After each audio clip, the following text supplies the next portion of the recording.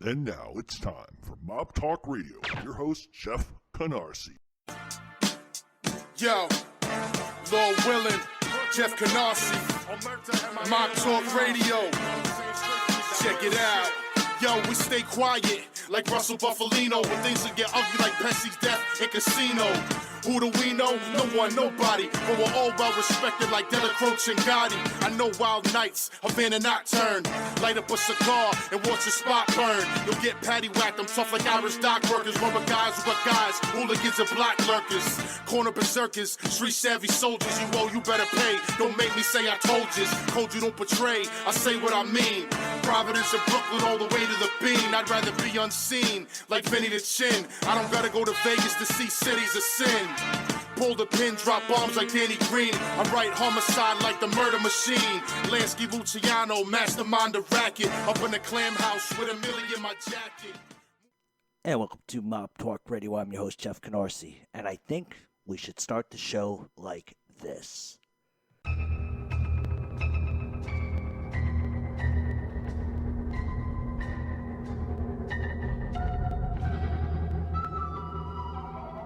We get illy, tough like South Philly. Got the cold steel, it's about to get chilly. Major figures like Gilly, I'm an outlaw kid Billy. How the fuck am I funny? You'll get slapped silly. Learn from the OGs, respect what you're shown. Real stand-up guys like Sonny Mazzone and Joey Merlino. We bring beef like Gino, steak out at your house with a hidden name Nino. I know the gutter real well. My dudes coming through with that gunpowder smell. If you can't tell, I enjoy hell. G's moving silent, you'll never hear me yell.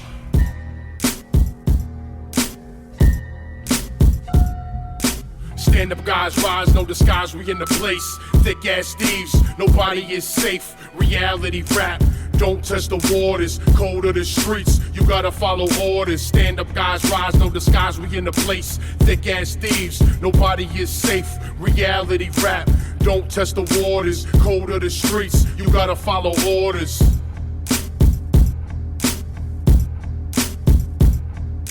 Knock around guys, wise to the Av ways, better than most. Even on my bad days, meetings in cafes, strip clubs and bars. At any time it's rock and roll, but we don't have guitars. Fuck fancy cars, I'm low-key in the beat. I know a couple young boys who stay with the heater. Need a chick like Drita, Rob Paul to pay Peter. You couldn't walk in my shoes, not even half a meter. Young Turks, smack off your smirks on what they don't want to see, like a million Jimmy Perks.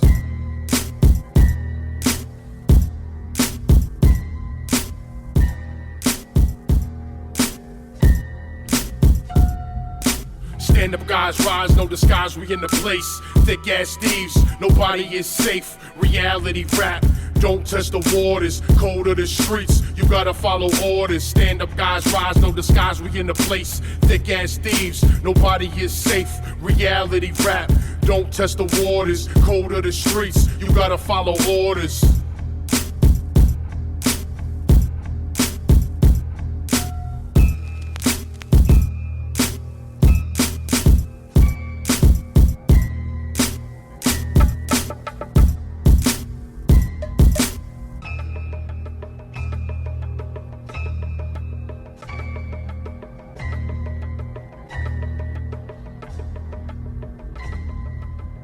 And welcome to Mob Talk Radio. I'm your host, Jeff Canarsie. We got a big one today. We're going to do a Q&A.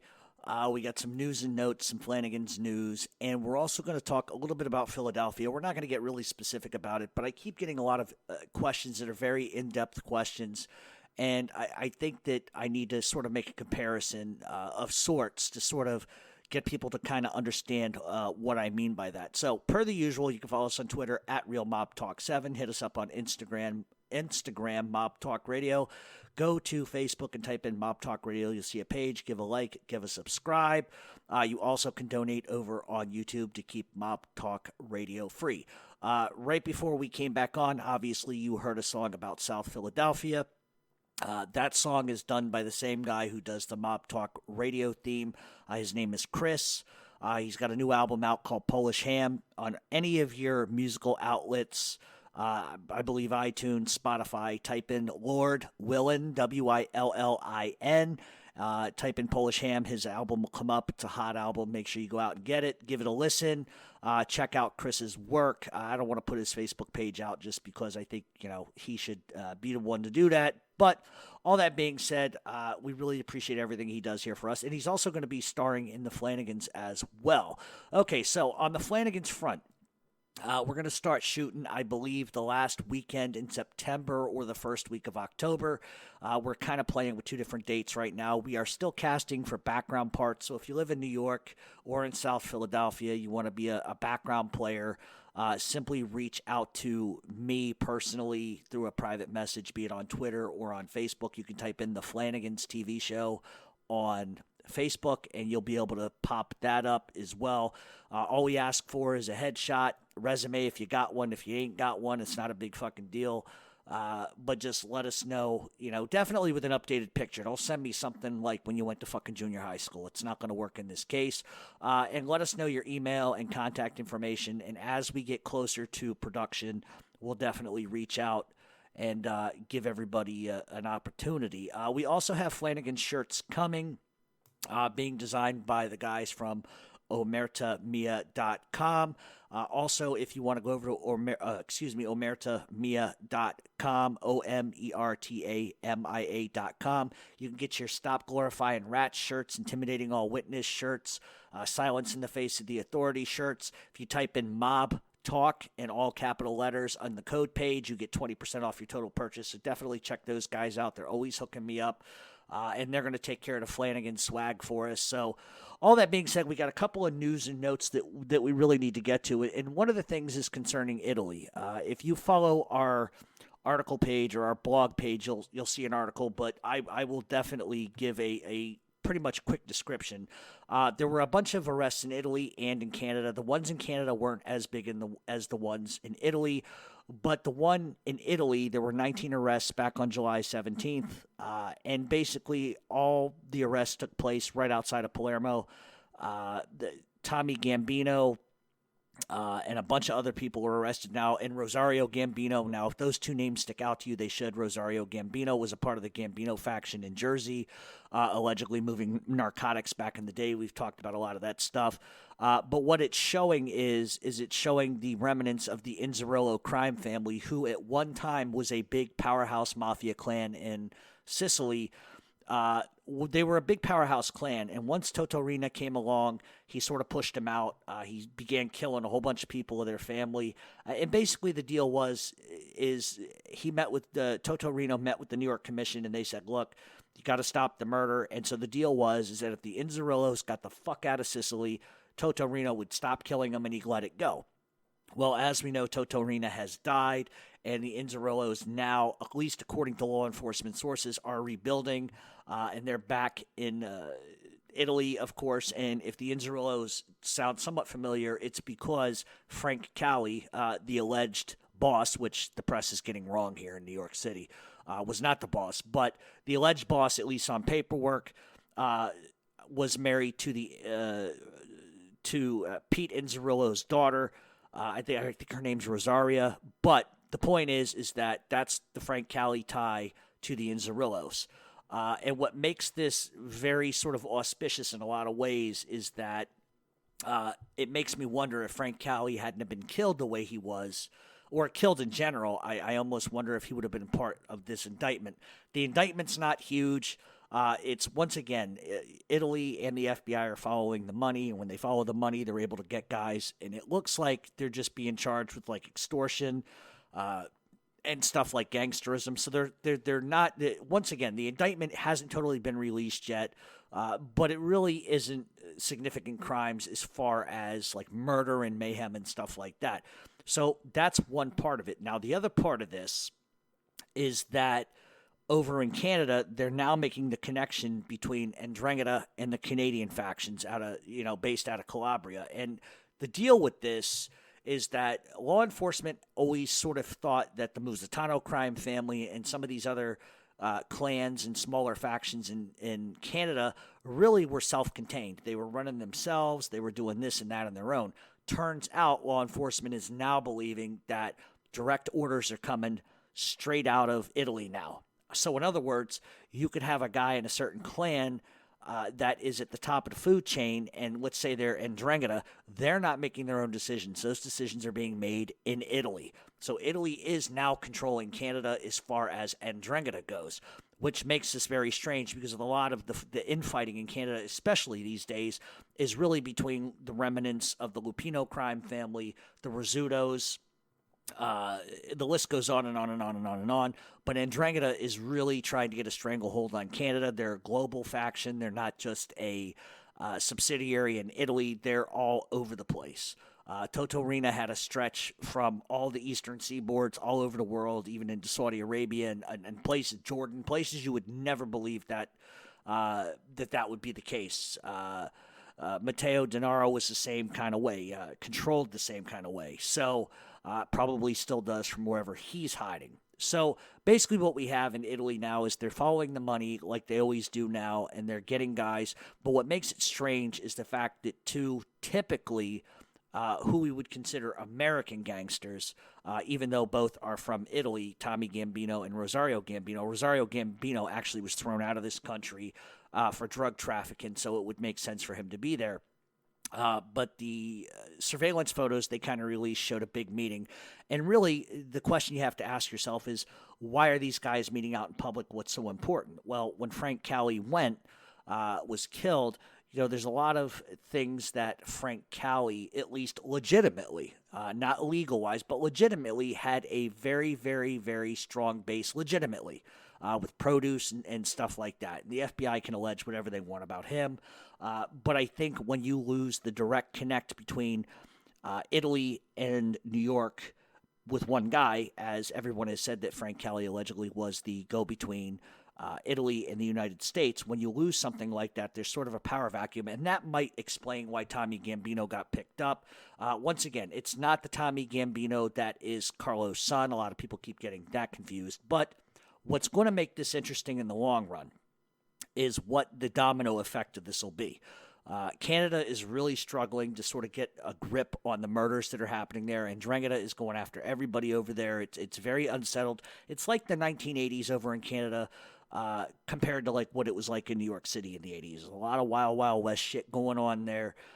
It's just a matter of time, I think, before Canadian government sort of figures out how they're going to deal with it. But every other week, somebody's getting killed there. But I think it's interesting that it comes back that these guys, at least from the Ndrangheta perspective, are not making the decisions that Italian gangsters from Italy are making those decisions. That should show you the kind of reach that Sicilian gangsters have on other countries. So whatever comes of this other stuff with the Inzerillos, I'm not really sure. Obviously, this is the Italian authorities' sort of one shot to sort of cripple the Inzerillos from sort of making a comeback, as it were. So it's going to be interesting to see what happens. There was also somebody arrested in Philly, and I believe somebody arrested in New Jersey. Those names haven't come out yet. But that should be really no shock to anybody, considering the Gambinos have always had kind of a core group in Jersey to begin with. So all that being said, that's pretty much what we got. As we move ahead in the next couple weeks, we got some really, really big shows. Yes, the Detroit show is coming. It is finished. It's coming out at some point, but it's like a 5-parter, so it's a very long show. And what I'm really trying to do is stagger this out so that when the TV production starts, I'm going to take 2 weeks off, obviously, because we got a lot of filming and stuff to do, and I need to focus on that. So I'm just lining up shows to keep everybody busy for the 2.5, 3 weeks that I will be gone doing the TV show thing. Once again, if you don't know what the Flannagans is, you can go on Facebook and type in the Flannagans TV show, and you can read all about it there. We've got a great cast, a lot of street credit, and et cetera. Now, as far as the questions, couldn't get to them all. I'm sort of on a time crunch with a lot of stuff I have going on. I still got to tie up some locations and other things related to the TV production, so that takes a lot of my time. But we're going to answer as many questions as we can, and then I'm going to talk about Philadelphia a little bit, and we'll just kind of go from there. So what we're going to do is we're going to take a quick break. When we come back, we're going to get into your questions and then just roll through it.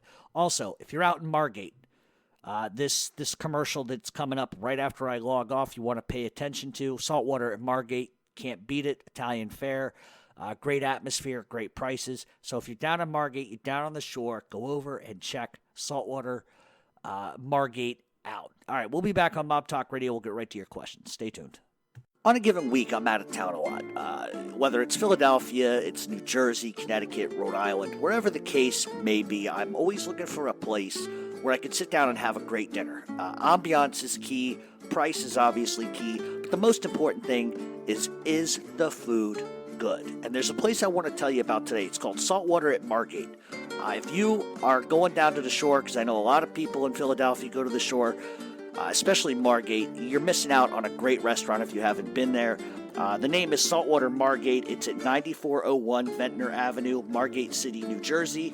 The phone number there is 609-289-8078. You can also visit them online at saltwatermargate.com. This place is unbelievable. Not only is the food absolutely superb, the price is great too. They're renowned for their pizza and their gnocchi. They have all kinds of different things from mussels to roast pork and Italian fare. So do yourself a favor, do me a favor, go and visit Saltwater Margate. You will not be disappointed.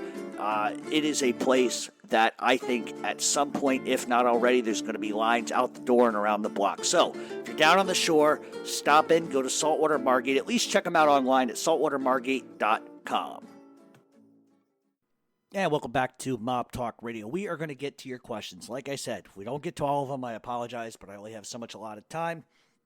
Many of the questions are repeats, so I try to do my best and recycle them as much as possible, and so that's just the way. There's a couple different ways you can submit questions, albeit direct message on Twitter, tweet, check us out on Facebook, send a direct message there, or usually on a Monday or Tuesday at the beginning of the week, I put out a Q&A time on the Facebook page, Mob Talk Radio, and you can just type in whatever you want there. All right, so all that being said, we are going to get to your questions. And I think we're going to start with this. All right, referring to the movie Mean Streets, what is your opinion on authenticity? What family would the movie resemble most? Would you agree it seems to follow the life of a low-level associate?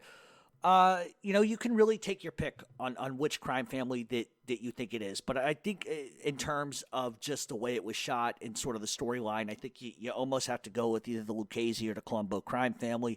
And I'd agree. It doesn't seem to follow the life of someone who's already like a made guy. It doesn't seem to follow the life of someone who's been established. It's about somebody who's trying to make their way up into the life, to try to get into the life. But at least that's the narrative that seems to be played throughout the film. I've always liked Mean Streets. It's one of my favorites. And I always felt that it had an authentic vibe to it. Very few mob genre films or TV shows have an authentic vibe. I think The Sopranos had somewhat of an authentic vibe. I think Goodfellas, for whatever it was with the violence, has an authentic vibe. But The Godfather, to me, is really not an authentic vibe. It's more operatic in its sense. But, to each their own. I could obviously nitpick some decisions from any of those films, in even Mean Streets. But to be able to show the stress of what you're going through and the ebb and flow of the streets and the politics of the streets, and you take away some of the glitz and glamour, and it's pretty close to the truth, than you could get to, as far as I'm concerned. I mean, some people may like Casino, some people may like this and that and the third. What ruined it for me in Casino was just the long-winded narrative of De Niro's wife in that film. While I understand that there was a lot of truth to that, it just the less focus on the wife to me would have been better. But that, it's a story. You just got to do what you got to do. All right. Hey Jeff, maybe some insight to the Tino to Greek Fumara. I know he's not Greek, but he operated out of a Greek section in Queens, I believe. Tino actually was an Italian, and he got the name the Greek because he operated out of a Greek neighborhood based out of Bergen County, New Jersey. So it wasn't Queens, it was actually Bergen County, New Jersey. And he was actually a Genovese guy, but before he joined the ranks of the Genovese crime family, he really wasn't a guy you wanted to fuck with. He shot and killed a childhood friend over a $4 bet. He allegedly garroted a mob associate with piano wire over another small amount of money. So this was a guy who, if you owed him $4 or $400, he was still going to kill you. It was the principle. But it really wasn't until the 1960s when he joined the Jersey faction of the Genovese crime family that he sort of gets his notoriety. By the 70s, he pretty much had his own crew, and they controlled most of the Genovese. He controlled unions and labor rackets on the Jersey waterfront. His crew was violent as fuck. They controlled gambling, loan sharking, extortion, narcotics. And he was somewhat close to Lucchese Capo Anthony Asatero, and they sort of worked hand in hand for a while, and then they had a falling out. But in 1979, Fumero would take his first serious pinch for racketeering and extortion in Newark, and also part of an unsealed indictment in Manhattan, and would end up doing 15 years. From prison, he would still control his own crew in Jersey, and while he was locked up, Mikey Cigars Coppola would end up running the day-to-day operations for him. Then in 1994, Fumaro was released and went right back to controlling day-to-day operations. And it seems like any resistance he got against him, guys like John DiGillo, anybody who got in his way sort of got whacked. Bobby Mano went after him, and then he gets locked up for conspiracy to murder John Gotti. And then Anthony Asatero ends up getting demoted, goes on the lam, and it sort of left Fumara completely in charge without anybody sort of opposing what he was trying to do. Fumara would then pretty much become a mob powerhouse in New Jersey, and it's also worth noting that Chris Christie, the fat tub of shit that he is, Ron Previty, is actually related to Fumara. Fumara he was a dangerous guy. The Genoveses made a ton of money with this guy, but ultimately he ends up dying of cancer in 2010, but in his own bed. So he didn't end up in prison like the rest of them. He was a powerhouse. Not a lot is really talked about as far as he goes, but he definitely was somebody you did not want to sort of fuck with. All right, with the murder of Michael Meldish, is there anything left of the East Harlem Purple Gang, and who was the strongest family operating in Harlem? Nothing is really left of them. It's still deep Genovese territory. It always has been, always will be, and I really don't see that ever changing. The East Harlem Purple Gang was pretty much been dead since about the 80s and really got absorbed in what became of the 116th Street crew. Tony Salerno for years was the guy in Harlem, and I just don't think you're going to find anybody else that was as powerful as him. All right. How does the tribute up work? Does the whole 10 to 20% go to the boss top tier? Do lower guys kick up different levels, etc.? Everything, it's a pyramid scheme, okay? Everything goes up, 10% or whatever. Some guys are 10%, some guys are 12%. It just depends on who you're dealing with, but everybody kicks up like a chain, like a ladder. You got to go up one step. So everything from associates go up to made guys, soldiers, from soldiers to captains, captains to bosses, etc., etc. Very simple, but that's how the scheme works. It's like a pyramid scheme. Or if you're familiar with whatever the fuck Amway is, works kind of the same way. The flow goes up. All right. Who other than Roy DeMeo was in Nino Gaggi's crew as a made man?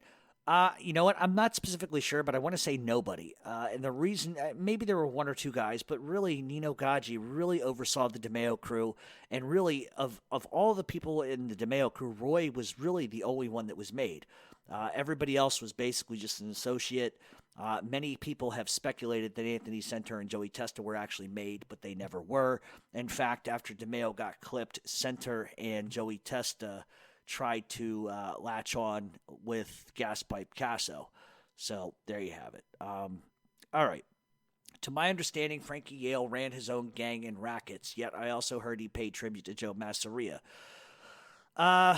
So look, Frankie Yale was a lunatic. He killed people nonstop. He was a street guy, a gangster, but this is where I'm on the fence. It's my belief that he didn't pay tribute to Masseria at all. I mean, maybe initially he might have, but I think he was so powerful and strong, and especially with the relationship that he had with Lucky Luciano, Vito Genovese, Meyer Lansky, and these guys, I don't think that Masseria was really going to have a lot of room to force guys to pay him. I'm sure there was some sort of tribute, but I don't think it was very much.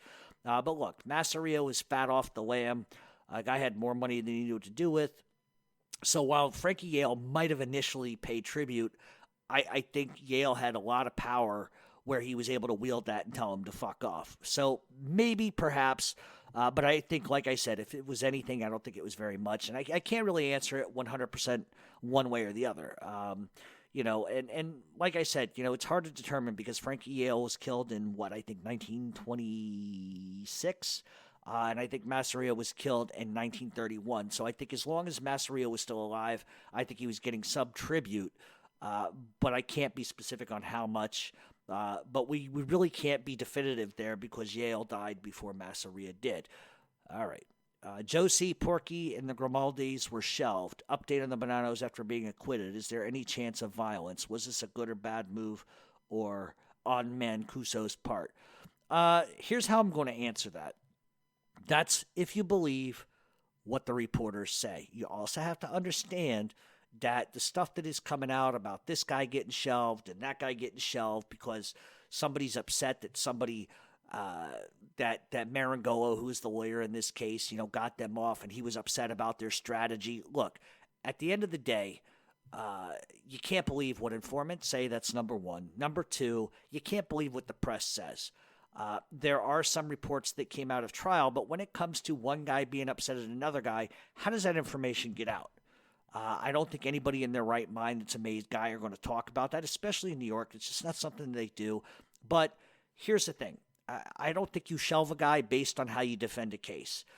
If we're going to use the old schematic of you sat there and you defended yourself, you got acquitted, but you acknowledged the mafia existed. Well, first of all, if they're going to shelve somebody for doing that, there should be 1,000 guys shelved, because what it seems to be today, is specifically in New York, is that guys, they can accept a plea deal as long as they acknowledge that they were a part of a criminal organization called the Mafia, according to the government.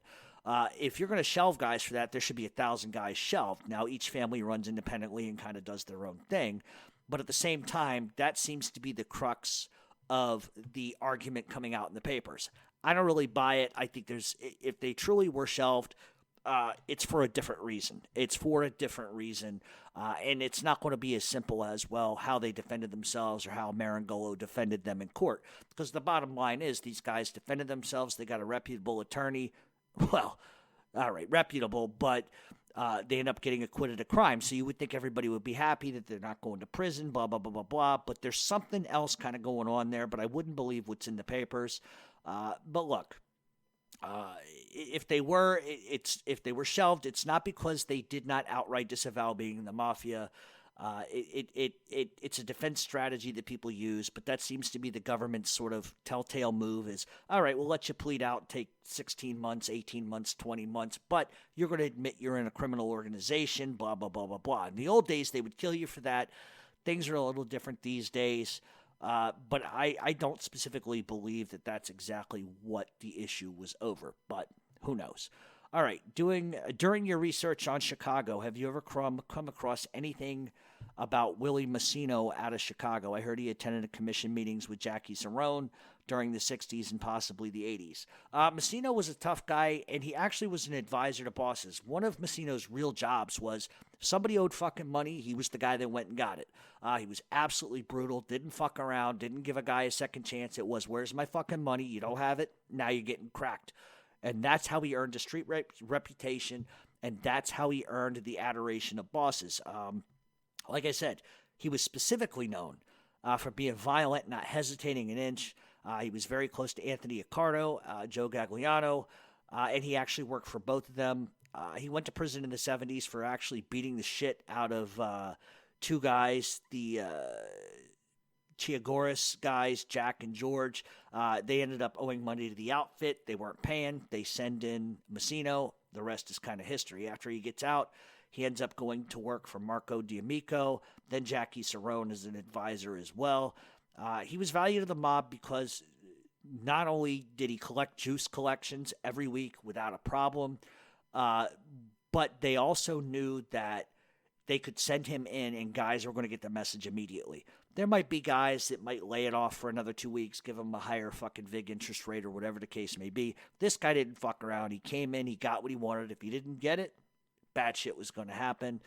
And I think that bosses depended on a guy like that. Like you look at a Tony Spilatro, for example. Tough guy, but also an imbecile in a lot of ways. I think got reckless. Guys like Massino weren't reckless. They did what they were told, they got it done, and stayed under the radar. And those are the guys that bosses want to bring in and conference with because they know they're not going to take unnecessary risks.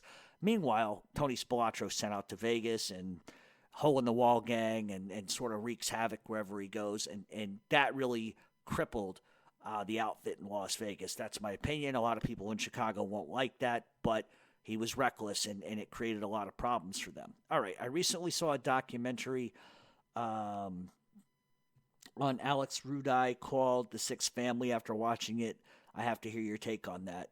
The way they're talking on the documentary, it's like he did just what he wanted. Well, he was a tough guy. He didn't fuck around. He was somebody not to fuck with, but the Sixth Family, absolutely not. Look, Albanians, Russians are not the Sixth Family. That's been said for years. The Albanians, first of all, are not organized. They're a glorified street crew. They do not have the power to take on the Italian mafia. If you've ever met any Albanian fringe groups, a lot of they want to be the Italians so bad. It's not funny. Now, that's not in any way, shape, or form to downgrade them and say they're not tough. They are tough individuals. That's not the point. The point is they're just not organized, and they're not powerful enough to take on the Italian mob, and that's the truth. If it was the opposite, then you would see Albanian mobsters everywhere, and they would be controlling territory, and they don't. They're subservient to the Russians, and they're subservient to the Italians. That's just the way it kind of is. All right.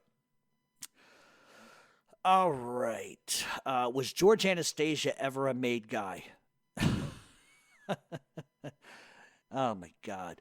Yeah, he probably was a made guy in the Rat Squad crime family. Him and Dave Ratweiser. They're the captain and the underboss of the Rat Squad crime family. Oh, my God. All right, can you explain to me what you mean by street credibility as far as your TV show and what the actors have done with it in their lives since you brought this up? What I mean by street credibility is this, and this is in no way, shape, or form to disrespect anybody in my cast, okay? But here's the thing, and I can say it like this. If I came on my radio show and I talked about organized crime, the pulse of the streets, and I had never been in the streets, I had never committed a crime in my life, I had lived a sheltered life, a rich kid, spoiled, rotten kid who never did nothing wrong kind of life, then I would be fooling you. I would be talking out my ass. And in a situation like this, I'm not going to say the majority of the cast, but there are some people that are in this cast that have done time. There are guys who have been in trouble throughout their life. That's not what they're doing today, but they have street credibility in the sense of they lived it, they paid for it, and they're bringing that expertise to a set and playing a part because they lived it. So it's like saying going out and getting a bunch of people to play farmers who have never been on a goddamn farm in their fucking life. They wouldn't know the difference between a cucumber and a dildo if you put it in the fucking soil. And so that's the point. They bring a street credibility because they've either been to prison, federal prison, they've been involved in organized crime to some extent, loosely. We're not talking made guys here, fringe players. And I think that if you look, a good example, you look at the Sopranos, the cast from the first season, there were 3 or 4 guys that had been to federal prison multiple times for being gangsters and being involved in the life.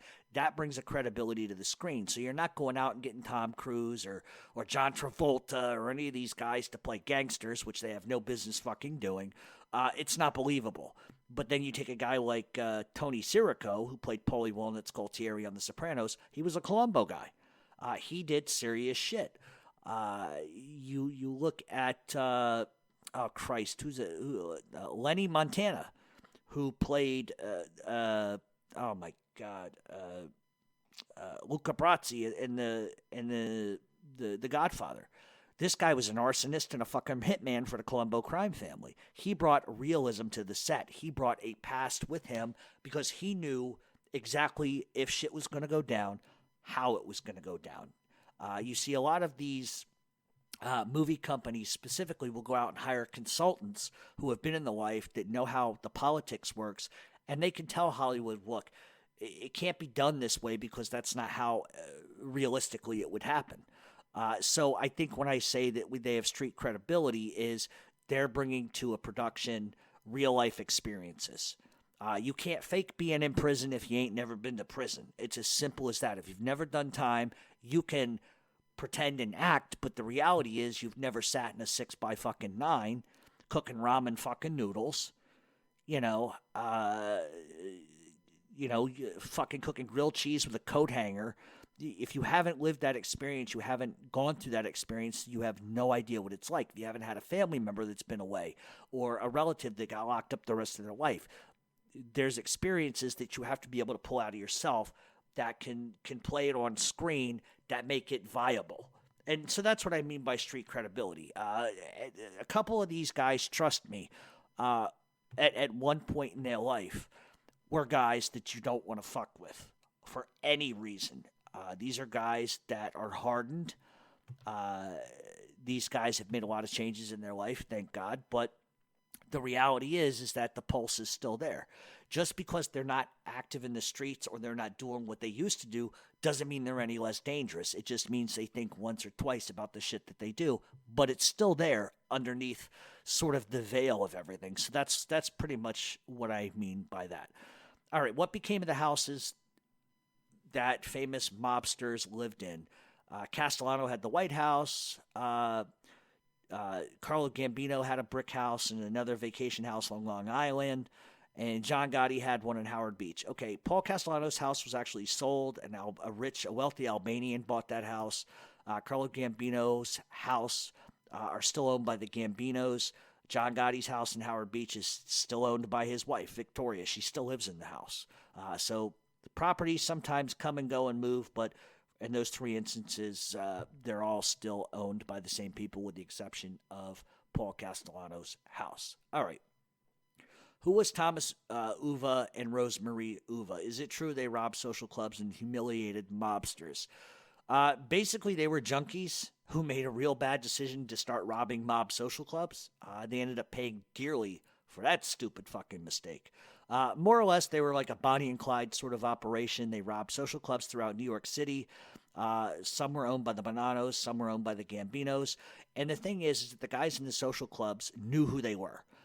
It wasn't a well-kept secret that they're the ones that were doing it. And so what ends up happening is the Gambinos put a contract down on their head on the streets for them. Then on Christmas Eve in 1992, Rosemarie and Thomas ended up going out to go Christmas shopping. They left Ozone Park and they crossed Woodhaven Boulevard and 103rd. And according to law enforcement sources, Dominic Pizzonia shot them several times in the head. It's also been rumored that Vinny Basquiano was involved in the hit as well, but Pizzonia was the one who actually got charged for the murders. Pizzonia was, according to law enforcement sources, a Gambino captain. And as they were shot, the car literally kept rolling through the intersection, both dead at the wheel and in the passenger side. Years later, Joey Massino would get caught on a wiretap relaying to his people that John Gotti actually reached out to him and told him that they took care of the problem. Law enforcement over the years has blamed a million different people for the hit. They even blamed John Gotti Jr. and said that he was involved in the murder in at least some capacity, but they never really got charged. The only person that ever got charged was Pizzonia. But the point is that you're going to you're going to be dumb as shit, rob a fucking mob social club. What do you think's going to happen? Doesn't matter how much money you took. You could take $500 or $1,000. You're going to get killed for doing that. You don't take, it's one thing to rob somebody anyway, but you're going to rob them guys? It's not too bright. Listen, if you're stupid enough to rob anybody in that life and you rob from their business, you're going to be found with your fucking dollar bill in your ass and 6 in your head. That's reality. And they got what was coming to them. I'm not justifying murder, but I'm saying if you're stupid enough to kill, to rob, especially them guys, what do you think's going to happen? All right. Is it true that Albert Anastasia was forced to head Murder Incorporated? No, wasn't forced at all. In fact, when Murder Incorporated kind of started, what it really was about was the Italians wanted to have a contract team of guys who handled hits. The Jewish guys wanted the same thing, so they combined it into one big umbrella. And the way that they did was Louis Lepke Buchhalter on one side, Albert Anastasia on the other. So you had an Italian leader, you had a Jewish leader. That way, they each had a respected member to control the decisions so that it was fair up and down the board as to what happened. But no, he wasn't forced to do that whatsoever. All right, who was more powerful, Russell Bufalino or Santos Trafficante? In my opinion, Russell Bufalino. It's a tough one for me because Trafficante was involved in some of the CIA stuff. But Bufalino at one point controlled the Genovese crime family as well as his own.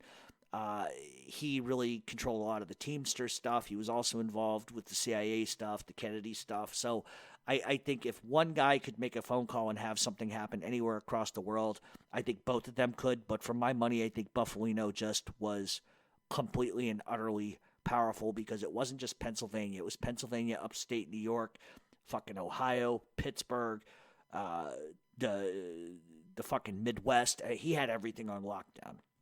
All right, if Gregory Scarpa fought Frank Sheeran in a steel cage match, who would win? Greg Scarpa, hands down. Listen, Greg Scarpa turned into be a real mutt, a real dog, a real fucking rat piece of shit. But the one thing you can't take away from the guy is he wasn't afraid to kill anybody, and he definitely was not afraid to fucking hurt somebody really bad. So for my money, I think Greg Scarpa, hands down, would not have a problem fighting Frank Sheeran. All right, and I heard you paint houses. It talks about Russell Buffalino seeing Joey Gallo at the Copacabana. Supposedly Joey Gallo was giving Buffalino shit for wearing one of Joe Colombo's Italian Civil Rights League pins and saying that he was glad Colombo had been shot. The book claims that this is the reason Frank Sheeran was ordered to clip him. Obviously, there were a million reasons to whack Joey Gallo, but do you really believe Buffalino was the one to give the order, or did it come from a New York boss? Here's the thing. So there's a million reasons why Joey Gallo was killed. The first one is that behind the scenes, when Joe Colombo started his nonsense, let me backtrack. So you got Joe Colombo. He's starting his Italian Civil Rights League. It began to infuriate a lot of different people. Carlo Gambino consistently asked him to stop doing it. And also there was a beef between Joe Colombo and Joey Gallo. Joey Gallo got out of prison. He expected some money. Joey Gallo pretty much wasn't going to give him any stature, wasn't going to give him any money. So Carlo Gambino essentially, along with Tommy Lucchese, they fully backed Joey Gallo to kind of take it to Colombo's ass for a reason. They wanted to put pressure on Colombo. Ultimately, at the end of the day, it was Joey Gallo who was instructed to set up Colombo to get shot. And obviously, I think ultimately at the end of the day, at that point, Joey Gallo started to kind of get a little too big for his britches, to the extent that he was definitely going to start some shit. He was bringing in black guys, not that I give a shit about it, but he was starting to bring black guys into his faction, which sort of upset the apple cart. But ultimately, at the end of the day, they used Joey Gallo as an intermediary to start shit with Colombo, and both were going to go. That's the truth of it. How much the Russell Buffalino story kind of goes to it. It was not an order from Russell Buffalino. He was in on it, because in order for Frank Sheeran to be used, it would have had to have been okayed from Russell Buffalino. But ultimately, it was Carlo Gambino's decision, and that's exactly what happened. All right. Have you seen the Sugar Wars documentary? What are your thoughts and how accurate? I haven't seen it yet, but I will definitely check it out. Is it possible that Della Croce was involved in Anastasia's murder? Absolutely not. And the reason why is because Della Croce was an Anastasia supporter. He wasn't a fan of how they did that. Ultimately, that is what led to probably the reason why Della Croce was not elevated to boss when Carlo Gambino died, because there was I think Gambino knew that Della Croce, while he would just go along with it because the boss is the boss is the boss, I think that there was an underlying disrespect there that Anastasia was killed in the way he did, because Della Croce believed in you just don't kill a boss, and that's sort of kind of what happened. And I think that that's ultimately why Gambino didn't give it to him, because I think there was a mistrust there. But I think that Gambino keeps Della Croce in the fold because he was a gangster's gangster. But he was never going to give him too much. All right. If Ron Previty was a wrestler, what would be his name? The Slurpee. Ron Previty. I'm Ron the Slurpee Previty. Or Ron Jabba the Hutt, or Ron Jabba Previty. I like Bubba Blubber. We should call him Ron Bubba Blubber Previty. There you go. All right, who made Joey Merlino, or did he just take over the Philadelphia mob? There is a space between him becoming the boss and the Scarfo family. To my knowledge, listen, and I'm not saying this from any sort of personal knowledge, but Joey is a made guy. How anybody could speculate opposite is, do you really think that New York, especially considering the power that they do wield, is not going to let a guy that's not made become a boss? It's just not going to happen that way. Just historically, it's never happened that way. But as far as just taking over the Philadelphia mob, I mean, there is a story there.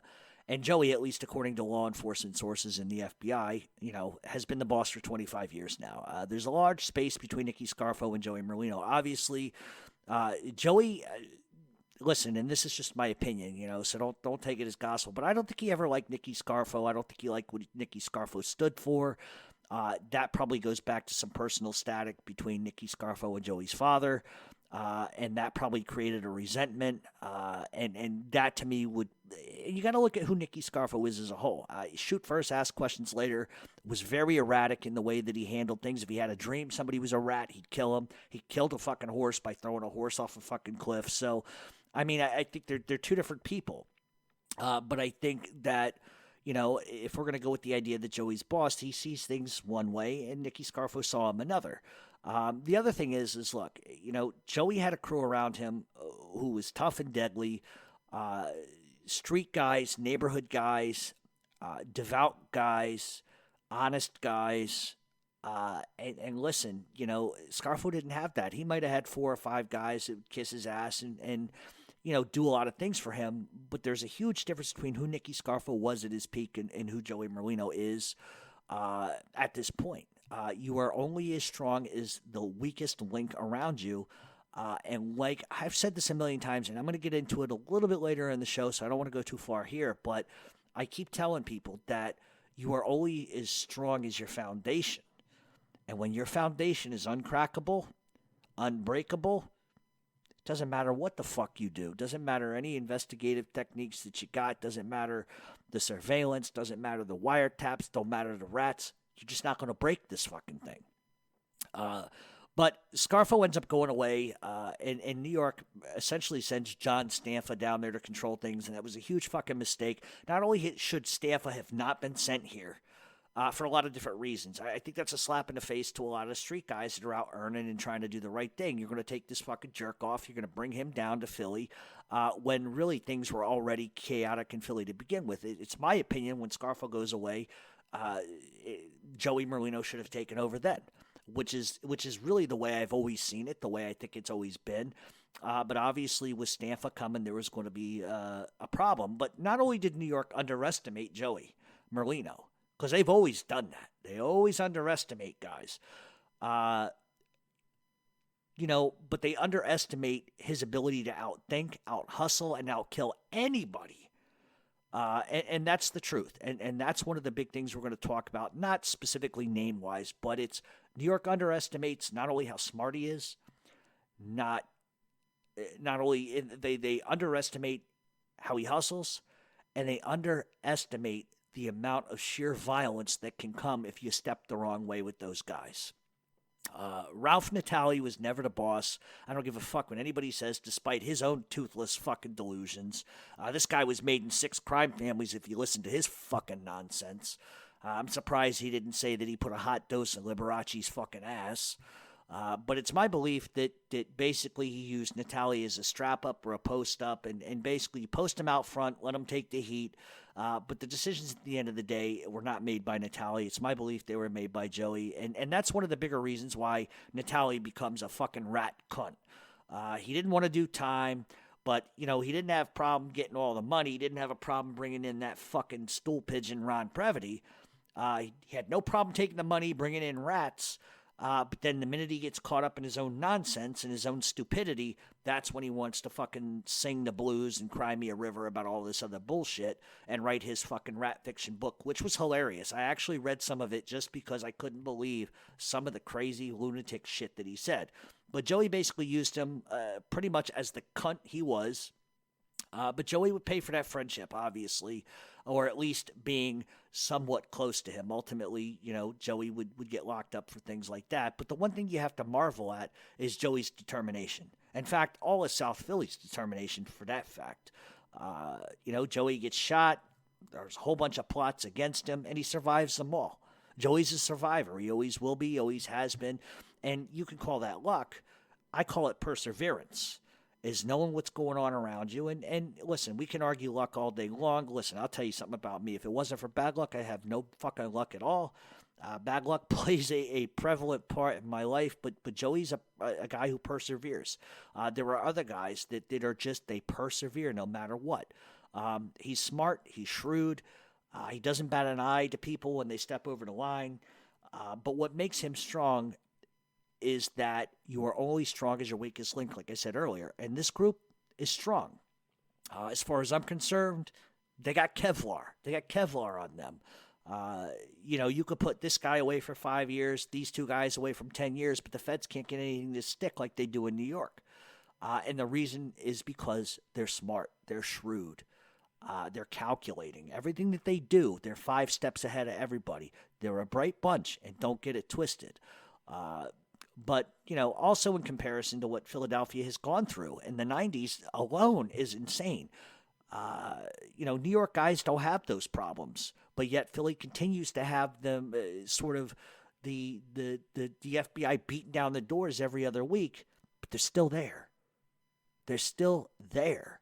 When they do this shit in New York, they'll arrest 19 guys, 4 of them become rats fucking immediately. That's what happens.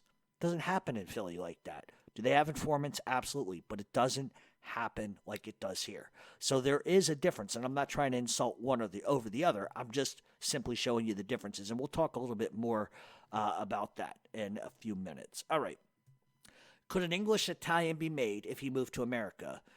If his father was Italian, absolutely, but the mob really seems to keep going back on this 100% rule, so I'm not sure what Philadelphia uses. I'm not sure what the Bonanos, the Gambinos use, but from everything that I seem to know, it's you got to be 100%, so that should answer that. All right, explain the hit on roofer union head John McCullough. McCullough was the first head of the Roofers Union 30 in Philadelphia. McCullough had strong ties with Frank Sheeran, who was a former hitman for Jimmy Hoff and a protege of Russell Buffalino. The reason for the killings of McCullough were related to union disputes. McCullough was widely regarded pretty much as an Irish mobster and a key ally of the K and A gang. You can look up the information for that. But Willard Jr. Moran was allegedly the shooter in the December 16th, 1980 hit on the orders of Ray Mortorano. The beef allegedly was over McCullough wanting to sort of lay ground and turf in Atlantic City, specifically the hotel and casino industry. Nicky Scarfo was not about to have that shit. But according to law enforcement sources, Mortorano, who was one of the East Coast's biggest narcotics traffickers and representative of the Bruno Scarfo interests, with other factions including the Greek Mafia, the Black Mob, and other biker gangs, it really just created a problem. And especially with Bruno getting hit, McCullough sort of lost whatever sort of protection that he had, and he ended up trying to expand into Atlantic City. But like I said, he just rubbed Scarfo the wrong way, maybe got a little too greedy, and so, they did what they had to do. Are organized crime groups involved in cryptocurrencies like Bitcoin?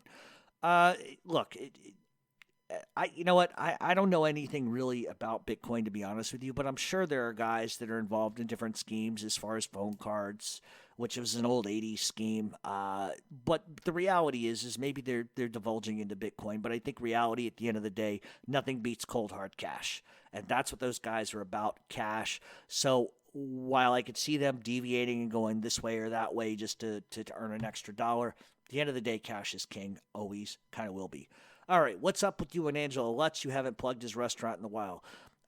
Really, there's nothing personal there at all. It's like I like to change up restaurants and stuff like that. I was moving a lot of files from one computer to the other. He's still like number 2 on the blog for clicking on his restaurant and stuff like that. I don't have a beef with him at all. But I just try to promote different restaurants and stuff like that. But it's absolutely nothing personal. It's just a business thing. I have too many places I got to throw out. But you're right. I probably need to put up something else. All right. Other than Joe Barboza, do the Portuguese have any involvement in organized crime, both domestically and international? They do as far as narcotics, but as far as the mafia, not really. If you go back 2 shows ago, I talked about Portugal a little bit and Lisbon. There's some stuff there. All right. Did the outfit blow up Don Bowles, the reporter in the Arizona Republic? Probably, but maybe not. Bowles was an investigative reporter, much like Dave Ratweiser, who worked for the Arizona Republic, and his reputation was one that sort of exposed corruption and fraud and bribery at the local, state, government, and city level. When he was killed, he was actually supposed to meet an informant who was going to give information on the mafia in an alleged land deal between state politicians and local mobsters. As he ends up going back to his car, it blows up, which was obviously remotely detonated. He only seemed to really hound politicians and people of power, but the list of enemies would have been far and wide. The mob would have less to gain, believe it or not, in the short term by killing a journalist. It would just create too many problems. However, what lends itself to mob involvement is the fact that Bowles wrote and exposed Emprise and Sports Service, which is actually now called Delaware North, which was a privately owned and mob-controlled company that operated dog tracks and horse racing tracks and was a vendor for sporting arenas. In 1972, the House Select Committee on Crime held hearings about Emprise and secret connections to organized crime, and 6 individuals were actually arrested and convicted of concealing the true ownership of the Frontier Hotel and the casino in Las Vegas.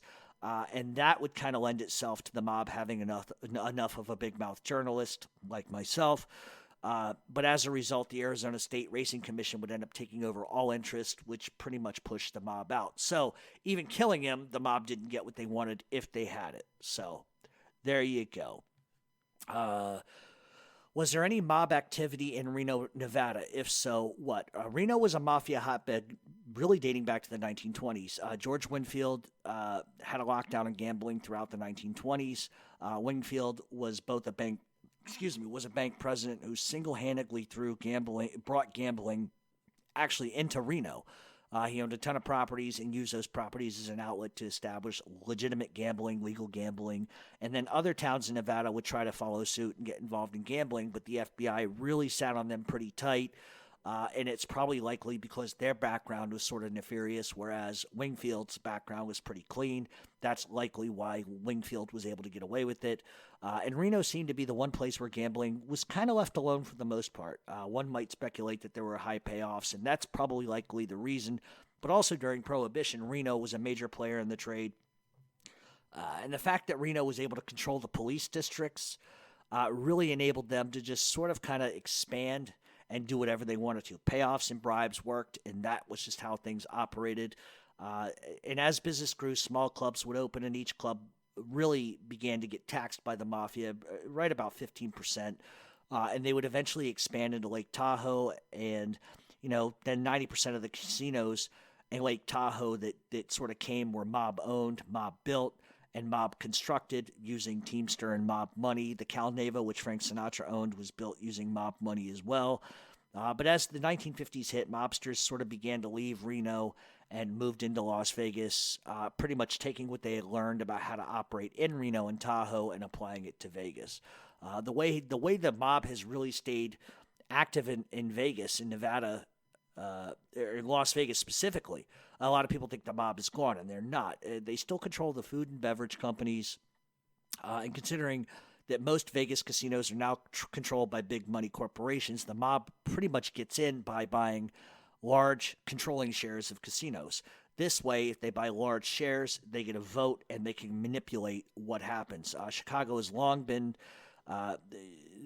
Las Vegas has long been controlled by the outfit and was pretty much split between the Cohen crime family run by Mickey Cohen and Chicago. But really, Mickey Cohen didn't come into his limelight until Bugsy Siegel died in 1947. But then sort of Cohen gets into this thing with Jack Dragna in L.A., and they would fight over territory, turf, and etc. But Jack Dragna really didn't have the power base to take on Mickey Cohen, as Cohen was backed by the Jewish mob and the Italians. But Mickey Cohen really ran uninterrupted from 1947 through 61. So there you have it. Why do you never answer questions about the pagans? Motorcycle gangs isn't my thing. There you go. All right, Carmine Fatico or Neil Delacroce? You can only pick one. Neil Delacroce, hands down. All right, here we go. Do the Philly guys still have any control over the unions in Atlantic City? This seems okay. So this seems to be the one thing that I can't really answer. I'm not really sure. I don't think that they have the control the way that they did that Nicky Scarfo did, because Nicky Scarfo really controlled a lot of things. I don't necessarily think that that's the case now. It's still smaller unions, yes, but the major ones, I don't think so. And the one mistake that Angelo Bruno made was allowing the five families to sort of encroach on turf in Jersey. And really put a lock on how much the DeCavalcantes and the Philly mob could actually expand at the time. Once the Gambinos and Genoveses and Lucchese's entered the area, which typically Philly should have been operating, it created sort of a schism, which is why I think we've seen Philadelphia, expand into other states and other territories, which I'm not going to obviously divulge, but I think that they've definitely expanded, and I think it makes logical sense to do that. The days of controlling unions and casinos are really completely done. While losing that money is tough, it's almost better in the long run because high-profile crimes like union corruption, very rarely go unnoticed or unscathed. The unions always really have a self-righteous rat. The unions all got some self-righteous piece of shit rat who's just waiting to tell on everybody, and I think you risk more by attempting to control a complete union rather than just saying controlling one or two guys that are the union heads. I think you could do it at that point, but these guys that get in there and try to control every union, it just creates a problem because there's always a union fucking rat. There always is. All right, if ever did Nicky the Crow get made? To be honest, I'm not even sure if he was, but I have to assume he was, only because when Scarfo gets thrown out of Philadelphia, he lands in Atlantic City, obviously, and he needed friends in Caramonde. Obviously becomes one of his closest friends in Atlantic City. Also was going to be Nicky's undoing as well, ultimately Scarfo ends up coming back to Philadelphia, brings in Nick Caramonde, and Caramonde becomes a big earner for them and a hitman for Nicky. So I can't really imagine Nicky Scarfo not making him, considering everything Nicky the Crow was doing at the time. I mean, I'd imagine it probably took place right as Phil Testa took over as boss, or shortly before Nicky officially took over, or right after he took over.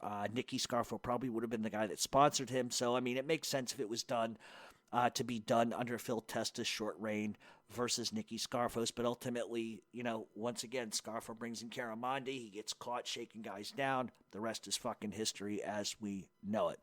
All right, I keep telling people before you mentioned it on an earlier show about that serial killer that Roy DeMeo shook down, Richard Kuklinski. That fucking guy made up the story about rats eating someone in a cave while filming it. Get the fuck out of here.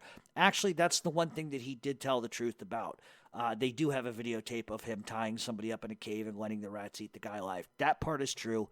Everything else is fucking absolute fucking nonsense. All right. As times change, and most traditions obviously can't carry on for a century in any industry, just hear me out for a second. There's just not near the amount of full Italians to make Cosa Nostra what it used to be. Plus, blood-related politics, no pun. You've got nepotism running in every industry in America. Why not make dudes that aren't necessarily Italian into the mob that command respect? Man's men, not to be fucked with. Take out the Italian-American moniker and make it the American mob. What do you think in 2067 the commission is going to look like? So basically the question just continues to go on and on and on and on and on. Listen, if you take the Italians out of the mafia, it's no longer the mafia. Italians are what invented the mafia. It's always going to be Italian. There's an old world value in trusting someone who's like you, someone who comes from where you come from. That dates back to when Italians started coming to this country, especially if you look back at the history of the mafia in general and why it was started and why it was began to begin with. The Italians needed insulation and protection with their own people, especially against the Irish in those days. Especially look up the history of the 5 Points Gang, and that's sort of traditionally, or if you watch the movie The Gangs in New York, it traditionally shows you why it was. Originally the Italians got together and formed the mafia to oust the Spaniards, the French, and who were really, really trying to control Sicily, and they needed a secret army to defend themselves, and that's where it started. Now, once they came to this country, it began that way as well, but then ultimately they started shaking down their own people and etc. but they just protected one another. And I think that you're never going to see somebody who's a non-Italian get made. It's just not going to happen. It's tradition. And that's a tradition that I don't think will change or ever will change. However, I will agree that nepotism does run every industry in America. I don't think that's ever going to change. So a part of this other question is, in a nutshell, do you ever see the five families making men that could bring back Costello-like power? I think there are guys in the mafia today that do have Costello-like power. Maybe not from the perspective of politicians. You're never going to see that again. They're never going to own the politicians. Maybe in Italy and Sicily they'll own politicians, but that's never going to happen in the United States again. It's a different time period, but can somebody wield power like Costello? I think there's 3 or 4 that do. But it's a different time period, different era. But controlling politicians, I just don't see it happening. All right, last question. What's your opinion on the coolest mob name ever? What's the coolest one? All right, there was one that I heard back in Providence. The guy's name was Grenade Arms Giarusso. And the reason why they called him Grenade Arms is because back in the day, he probably tried to, he did try to use a grenade to kill a rival, and he pulled the pin on the grenade, and he waited too long to throw the fucking grenade, and it blew his fucking arm off. That's how he got the nickname, and people who want to look that up aren't going to find anything. That's a street legend thing. But yes, absolutely, that's probably the most creative name I've ever heard. All right, so that's going to be it for all the questions. This is going to obviously be recorded in a 2-day stretch because I am heading to Philadelphia. So that being said, I'll be back in just a minute and we will wrap up with a little bit of talk about Philadelphia. Stay tuned.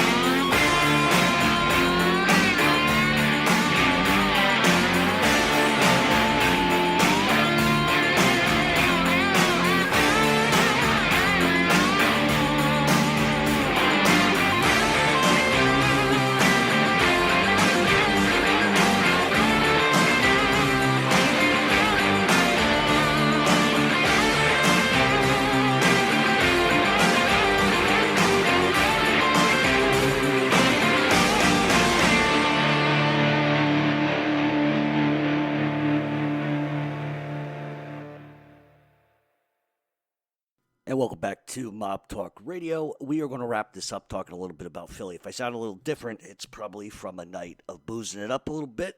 And I'm still trying to figure out how the fuck I painted a mural of a tree on my wall with pasta sauce. But it is what it is. So one of the things I wanted to talk about, and it's not really specific, and it's probably stuff you guys have heard before. But I get a lot of questions about Philly and just sort of the questions revolving around the Pulse and what makes it different or what makes it more special. It seems like a lot of people in New York, don't like Philly people. Philly people don't like New Yorkers. There's a rivalry there. What are you going to do? But I think in terms of what I talk about on my show, there are some differences, and I'm going to make some comparisons. And once again, this isn't necessarily about one guy or another guy. It's just about an outlook, and sort of a circumspect way of looking at how things operate. Now, if we go back to the 1960s and we look at the patriarchate crime family, specifically in Providence, Rhode Island, small group, not a huge group, but a very deadly group. That faction in those days were very quiet. They got things done, and they were very well respected. And naturally, they weren't as big as the Genovese crime family. They weren't as big as the Lucchese's, the Colombos, the Bonanos, the Gambinos, et cetera, et cetera, et cetera. But what makes small units, even if you wanted to draw like a military comparison, you have, your airborne, you got your Navy SEALs, you got all these different groups in the military. And sometimes you can have an army of 1,000 that gets eaten alive by an army of 30. And I think what sort of gets lost in translation a lot of times, especially in Philadelphia, is because it's such a small area, the heat is on them 10 times what it is in New York. People may disagree with that, but the point I'm trying to make is it's a lot harder to pin down 250 guys, like, say, using the Gambinos, for example, when the Organized Crime Task Force starts looking into them. Basically, they end up indicting 2, 3 at a time, and it seems like the majority of the time they get a rat. The problem is that you get one rat in a system like that, and then it's like a domino effect, and 30, 40, 50 fall. We've seen it in Italy in the last, couple of weeks, what happens. But when you have a smaller group, it doesn't mean less powerful. It doesn't mean less intelligent. It just means that they're surviving and doing what they got to do. Look, eventually the dominoes fall in every sort of facet of organized crime. It always does. It's the natural progression of things. And I've always said this to people is like, cops got a job to do. Gangsters got a job to do, and it's just a matter of ebb and flow, how long you're going to do this and not get caught for it, and that's what it is. So the point I'm trying to make is when it comes to Philadelphia is that when you have a group systematically of 250 people, the odds of those 250 people actually knowing each other very well and having a bond that makes them insulated from a lot of the stuff and a lot of the trappings that we see, especially with the Organized Crime Task Force, it's paramount.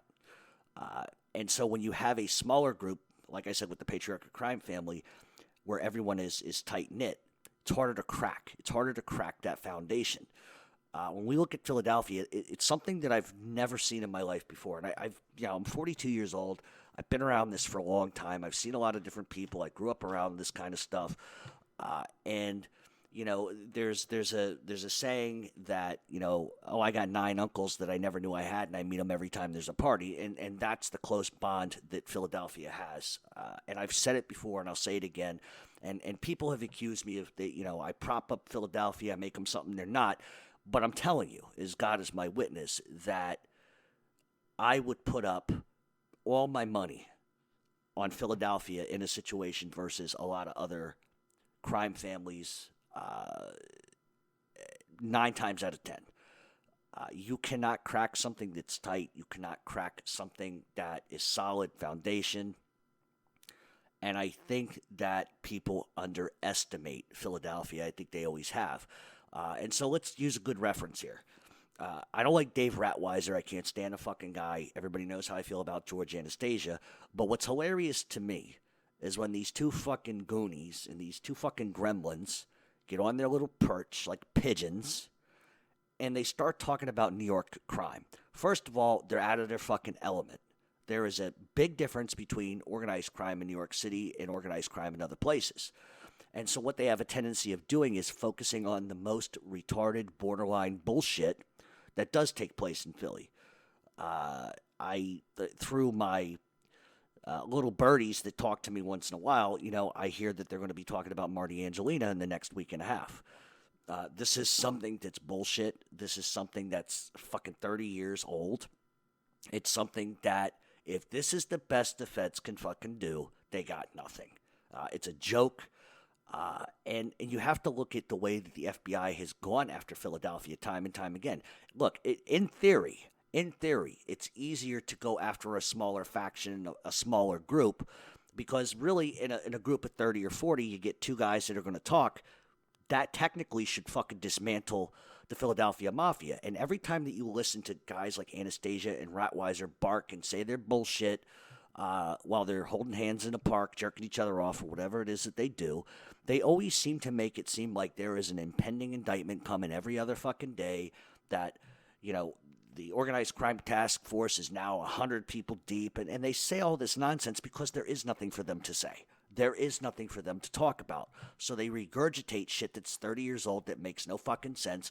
And if the feds and the government, they have a job to do, if they're going to go back 30 years and find some trumped up fucking bullshit to try to crack something, it's pretty pathetic at the end of the day. So I think the thing that people misunderstand is that if you're a small group, and we go with the mentality of the Rottweilers and the Anastasias, that, well, you know, a lot of talk in South Philly, people talking about each other nonstop, they make it seem like it's a fucking gossip factory. And you would think it would be easier to topple something that's small. But yet here we are in 2019, way past the Bruno era, way past the Sabella era, way past the Nicky Scarfo era, past the Natali joke that he fucking was. And look at where we're at. They're still standing there. They're still tough. They're still strong. And they don't crack. You cannot, under any circumstances, really get a bearing on what that means. I want to be careful about how I say this, but I think the only way is to be like fucking blunt and honest like I always am about it. And the truth is that, and I'll give you sort of an example of what I'm talking about. So when I grew up, you know, you got your cousins, you got your friends who are like cousins, you got their friends who are like cousins, and everybody when they grew up as a kid, they hung out with a crew. They hung out with 4 or 5 select friends who they lived their whole entire life being friends with. You're going to fight, you're going to have disagreements, you're going to slap each other around, but you're always going to be tight because you go through a lot of shit together. And you never, ever wilt. You never, ever give up on your friends. You may not like some of the decisions they make, but you stand by them regardless because that's what's important. Even if they're wrong, you stand by them because your loyalty to them, your friendship to them is paramount to any fucking other shit that could happen. And so when you grow up with people like that in a small community, a tough neighborhood, a very tough neighborhood, you bond over a lot of different things. And I can count on my hand 5 guys that I grew up with that I'm still friends with today, that I know that if I had a problem, I could make one call and they would be here tomorrow. Wouldn't matter if I did something totally fucking horrible that they didn't agree with. They'd still come, they'd still show up, they'd still defend, they still do what they got to do because they're loyal to me. And that's the point about Philadelphia that I really try to hit with people that I don't know if people get. You know, you could take a big organized crime family, 250 guys. The odds of 250 guys knowing each other are just impossible. Not everybody knows each other. But when you take a smaller group, say 40, 60, 80, and they all grew up together, and they've all been knocking around guys since they were 7 years old, you can't break that. You can't break that. Where informants come from is outsiders coming in. We could argue parameters, and I'm not talking about Philly, but I could give you an example in my life is when somebody brings somebody else who brings somebody else around who's no good. And you have to call that card, like, immediately. If you get that feeling somebody's no good, you got to cast them out. Because if you get that feeling that somebody's no good, they got to go. Because the end result is going to be you're going to be standing there in front of a judge thinking, how the fuck did this all go wrong? You don't allow interlopers. I've been accused in my life of and I'm not saying I'm Frank Sinatra by any stretch of the imagination, but people used to say I was like that because I was highly volatile. I did not tolerate interlopers. I didn't like people I didn't know being around a group because I felt like I was losing the insulation of whatever my life was. If I didn't want people to know something, then keep the interlopers and people that I don't know the fuck away from me. And it made things tough growing up because a lot of people thought I was an asshole and a prick and all these other things. But I was just protecting what was mine. And I felt like my friends were mine. I was with them. They were with me. And I just wasn't going to let somebody I didn't know infiltrate that. Maybe it was a control issue. Like, I'm man enough to admit that. I like to control the way that my people were around me, and I get that, and that's a flaw, obviously, one that I grew out of. But a lot of it was just I demanded loyalty. You don't have to like me, but you goddamn will respect me. And I like to handle things like one-on-one. I don't need to go to 6 other people and fucking cry a river to somebody else about this guy or that guy. I just go direct to the source. And so how that parallels into Philadelphia is that I have never in my life ever met, and I've spent a lot of time in Philadelphia, and this just isn't gangsters or whatever. This is just people in Philly, is they demand respect, they command respect, and a friend of mine always says to me, if you act like a gentleman, they will treat you like a gentleman. And that's true. Now, gentleman has a lot of connotations to it. But the reality is that you get what you give, and I've never in my life, and I've been all over the world, ever met a group of people that reminded me of me. Family values, tight as shit. Listen, people are going to have disagreements. People are going to have beefs over stuff. But at the end of the day, you can have a beef with 6 other people, 7 other people, but at the end of the day, if something bad happens, they're all coming forward. And that's how Philly operates. And that's what makes it so tough for law enforcement pukes and the fucking feds to crumble that. How many times have we heard Philadelphia Mafia is going to be dismantled, one more indictment, it's over? They've been saying that since the 60s already. And yet, here they stand strong, here they stand tall. They are tough people. They're loving people. It is what it is. There's many different sort of ways you can look at who a gangster is. They got their job, they got their families, they got their kids, they got their relatives. But I think at the end of the day, the basis in which we're speaking of has more to do with just being a tight-knit group. And it's something that I don't think New York has. And I'll be honest with that. I mean, sure, guys are tight and tough and everything, but this is different. This is different. And for anybody that's never been to Philadelphia, I could tell you this a million times, and I talk about it all the time. You can never get a bearing on it. I've been going to Philadelphia for years. I got family there, etc.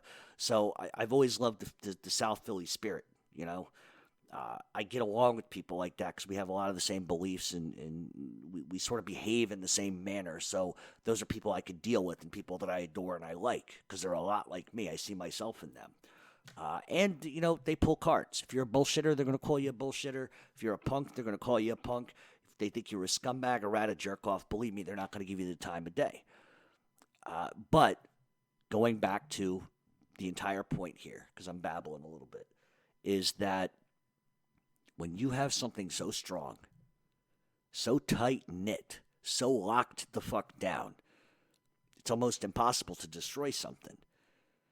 And I think that for people that like to make comparisons from Chicago to Florida to Boston to Providence to Philly, New York, the reality is that I have never ever in my life seen sort of a group so tight-knit and so close. And that's something that you're never going to see. And that's what makes Philadelphia special. That's what makes Philadelphia different up and across the board. That's why when your Ratwisers and your fucking Anastasias come out and they're walking in the park to the fucking leaves falling and they're whispering sweet nothings about Joey Merlino because that's all they can ever fucking do. That's why it makes no sense. They gotta chase the headlines because there is nothing. There is nothing. An indictment every day. They'd indict Mickey Mouse jerking off Goofy the fucking dog or whatever the fuck Goofy is. I don't even know what Goofy is if they could. If they could sit outside of a barber shop and fucking look at a guy named Cletus and go, yep, he's a gangster, that's what they're going to say all day. Because there is nothing. But that also makes Philadelphia very special in that I honest to God, I marvel every day at just the fact that in this day and age, this isn't 1960. This is not 1960 anymore. I marvel in this day and age that there are still old world values There are still standards. There is still a way that you behave as a man that is so fucking old world and old school. You're not going to find that here. You know, you look at, and I'm not stereotyping New York guys at all, but you know, back in the day when the mob starts, there was an end to justify the means. There's a reason why they're doing what they're doing. They came here poor. They had a lot of children. They had to get out of the fucking slums of fucking Manhattan, out of Brooklyn, and they did it by doing whatever they had to do to put food on the table. And yet today's gangster seems to be, at least from the perspective of New York, is you got your 35-year-olds, 36-year-olds who really grew up with good parents. They grew up with good homes. They didn't want for nothing, but it becomes an image thing to them. It's an easy way out for some of them guys. And listen, they're entitled to make that decision all day long and do what they got to do. Some guys grow up around that life. But Philly's a little different in the fact that these guys still have old world values, old world beliefs. And it's like walking, I swear to God, it's like walking in a fucking time warp. It's totally different. So if you ever want to experience what the 60s in New York might have been like, you just got to hang out in South Philly. See it for yourself. Old world values, tough people, stand-up people. Believe me, listen, I've always pined for the day and age. How I grew up is if you had a problem, your family stepped right in and took care of it, handled it, did what they needed to do. And I think what gets lost in today's time is everybody's busy with their phones, busy with this bullshit, busy with that bullshit. But yet there still are people in this world that are old school like that. And Philly's like that. And I think that's exactly why, and the point I try to hammer home is, that's exactly why you can't crumble that alleged organized crime family. You can't. You can't infiltrate it. You can't dismantle it, because you can't dismantle something that's got Kevlar. You know, 1 or 2, 3 may get locked up. That's the reality of the business. That's the reality of life. But it ain't going away. And so, you know, your George Anastasias of the world and your Dave Schratweisers, fuck that guy, can say whatever they want. But reality is, you got to stop believing everything you fucking hear and read, because 9/10 of the stuff that they talk about is gossip and nonsense. And I think that where I sort of draw a line with people is, you know, what I do, you know, listen, agitates a lot of people. A lot of people don't like it, and they're entitled to have that opinion. But the one thing I've never done, the one thing I never will do, is talk about anybody like that. People say to me, oh, you know, all you do is the history. How boring is that? Well, the history is the past. The people that I talk about in the past have been dead fucking 30 years. I'm not affecting anybody. What I won't do, what I haven't done, what I will continue to not do is talk about people I know. I will not divulge shit I've heard from third parties, because regardless of what I do, and if people don't like it, is I have a duty to be respectful and take into consideration you can hurt people that way. One slip, one wrong phrase, you can hurt somebody, and that's not what I try to do. This is just an extension of education as far as I'm concerned. And you can either like it or hate it. You know, it really doesn't matter to me at the end of the day. But I also think it's imperative to understand that anybody can do what I do. I see this all the time, and I'm getting off on a trail here, but you know, anybody can do what I do. This isn't rocket science. You got to know what you're talking about. You got to have a pulse on the streets. But the difference between me and every other person that does this is that I grew up around it. I understand the politics of it. I understand how things operate, and it gives me maybe not an inside edge, but there's no bullshit coming out of me neither. And I think that's the thing. You know, somebody asked me, do I ever have any problems with anybody because of what I do? There have been occasions where I did. Nobody hurt me, nobody threatened me, nothing like that. But just sometimes people, things that I have said, they have issue with, but they're always gentlemen about it. And usually what happens as a result is we become friends. You know, and so as far as everything goes, I think that if people are truly interested in this sort of genre and people are interested, you got to stop reading articles in the Post. You know, you got to stop listening to the Ratweisers and the fucking Anastasias of the fucking world. Just see it for yourself. Experience it for yourself. I'm by no means suggesting you go and fucking talk to somebody you think is this or that or the third. It didn't work like that. But I think that there's a big gap between people that truly know, have knowledge about this subject, and people who just want to sit at home and be the fanboy types and, well, New York's better than Philly and this. They just don't know nothing. And I think that long after I'm fucking gone off this earth and I'm done doing this stuff, my only hope is that I was able to draw sort of a connection between reality and bullshit, because there's a lot of it out there. Am I right all the time? Absolutely fucking not. But at the end of the day, I do what I can. But I think that by no means am I trying to draw attention to Philly, and by no means am I trying to draw attention to myself, to New York, or to anything. But I think simply that I think people miscalculate smaller groups because, it's like the guy that's got the new fucking Ferrari. Everybody wants to see that. Nobody wants to see like a fucking Le Mans or a fucking Datsun from like 1987. Everybody's going to flock to what's shiny, what's new, what appears to be powerful. But I'm here to tell you that even if you have the biggest, most powerful, shiny car, doesn't mean shit. You can have the name, you can have the title, but if you're not a man and you're not tough, you're never going to make it. I would take 35 Datsuns that ran and got me from A to B every day than to buy a fucking $300,000 car that if I get a ding, they have to rip the whole fucking engine out. The size of the fucking engine don't matter. It's how it operates. And in Philadelphia, trust me, that's a machine that's going to operate. And that's really the best thing that I can say, is that sometimes the biggest, fanciest stuff don't mean shit. You could put a silk hat on a fucking pig, it's still a pig. Isn't that right, Ron? Ron Previty. Sorry, I enjoy fucking with Ron Previty a little bit.